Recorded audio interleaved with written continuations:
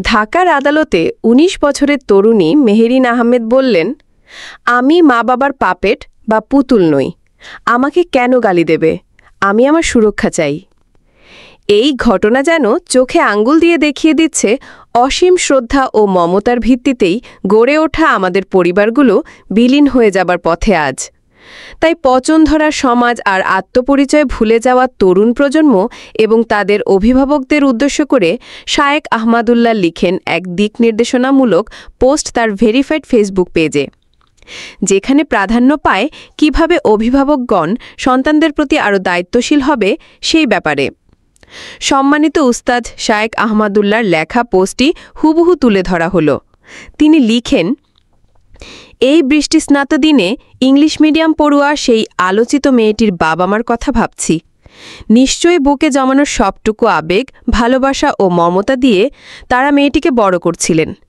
ছোটবেলায় মেয়েটি যখন জ্বরে পড়েছে, বাবা মায়ের অসংখ্য নির্ভুম রাত নিশ্চয়ই মেয়ের শিওরে বসে কেটেছে।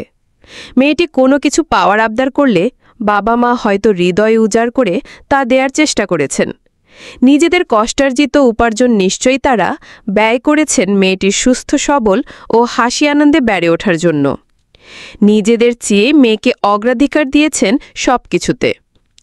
মেয়ে বাবা মায়ের চক্ষু শীতলকারী সন্তান হবে, এমন ৮-১০ জন বাবা মায়ের মতো স্বপ্ন তারাও নিশ্চয়ই লালন করতেন।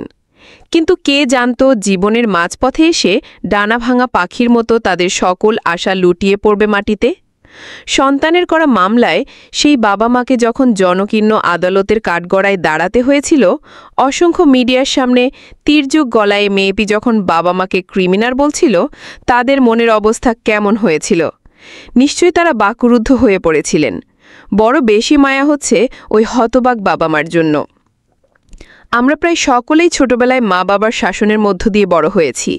এই পরিণত বয়সে এসে সেসব দৃশ্য যখন চোখের সামনে ভেসে ওঠার, বাবা মায়ের প্রতি শ্রদ্ধায় নুয়ে পড়ে হৃদয়, চক্ষু হয়ে ওঠে অশ্রুসজল। তাদের সেসব আদর মাখা শাসনই আমাদের আজকের সাফল্যের সিঁড়ি।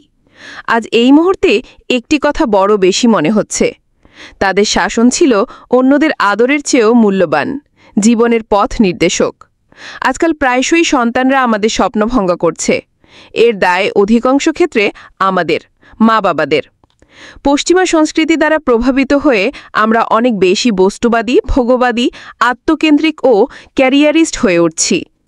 সন্তান প্রতিপালনের ক্ষেত্রে ঈমান, আত্মপরিচয়, ধর্মীয় ও সামাজিক মূল্যবোধকে আমরা উপেক্ষা করছি।